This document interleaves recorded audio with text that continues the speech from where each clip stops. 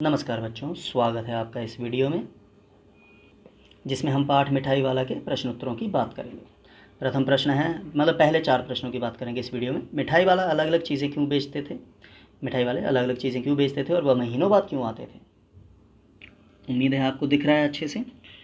मिठाई वाले जी के व्यवसाय का मुख्य उद्देश्य था बच्चों का सानिध्य प्राप्त करना। बच्चों, सानिध्य होता है उनका मतलब आलिंगन, आलिंगन तो नहीं कहेंगे, मतलब उनका बच्चों का आसपास रहना, वो उन्हें अच्छा लगता था, कंपनी जिसे कहें। इसलिए वह बच्चों की रुचि की अलग अलग चीज़ें बेचा करते थे। वह बच्चों की मनपसंद चीज़ें बदल बदल कर इसीलिए लाया करते थे क्योंकि उनके आते ही बच्चे उन्हें घेर लिया करते थे। हमने पढ़ा था ना सारांश में भी। तो अगर वह हर बार एक ही वस्तु लाते तो उनके पास बच्चों की इतनी भीड़ कभी नहीं लगती।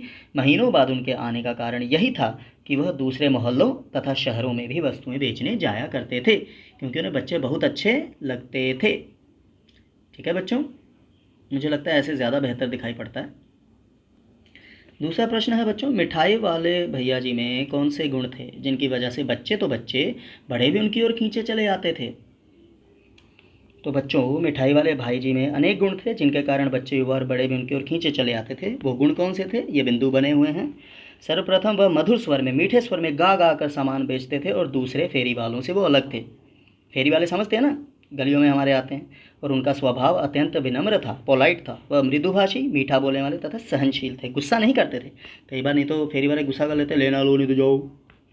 पैसे ना होने पर भी वह बच्चों को वस्तुएं दे दिया करते थे और वह बच्चों की पसंद की नई नई वस्तुएं लाया करते थे। इतना अच्छा फेरी वाला कहाँ मिलेगा, क्योंकि उनमें भावनाएं थी बच्चों। तो वही भावनाएं हमने खुद में भी रखनी है। ठीक है बच्चों। तीसरा प्रश्न है बच्चों, विजय बाबू एक ग्राहक थे और मुरली वाले भाई साहब एक विक्रेता। दोनों अपने अपने पक्ष के समर्थन में क्या तर्क पेश करते थे? तर्क होते दलीलें। तो यह उत्तर है बच्चों। जब विजय बाबू जी ने मुरली वाले जी से मुरली का दाम पूछा तो मुरली वाले जी ने आदतवश कहा, आमतौर पर दुकानदार कहते ना, कि दूसरों को 3-3 पैसे में देता हूँ पर उन्हें 2 पैसे में ही दे देगा। पर इस पर दोनों अपने तर्क देने लगे। तो विजय बाबू जी का तर्क क्या था, ये आप देख रहे हैं, उद्धरण चिन्ह, इन्वर्टेड कॉमास। ये इसलिए हैं क्योंकि इसमें फर्स्ट पर्सन सेकंड पर्सन वैसे ही रहेंगे जैसे उन्होंने बात कही। तो तुम लोगों की झूठ बोलने की आदत होती है, देते होगे सभी को 2-2 पैसे में, पर एहसान का बोझा मेरे ऊपर ही लाद रहे हो, मतलब मुझ पर एहसान जता रहे हो।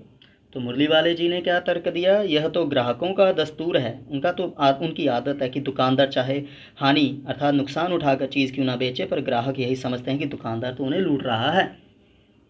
ये उनका कहना था। ठीक है बच्चों।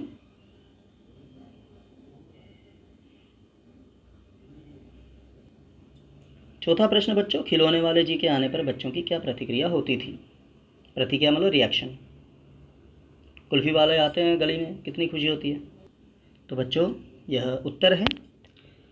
खिलौने वाले जी के आने पर बच्चों की प्रतिक्रिया निम्नलिखित रूपों में होती थी। निम्नलिखित आपने लिख लेना, मैंने ऊपर पंक्ति नहीं लिखी। ठीक है।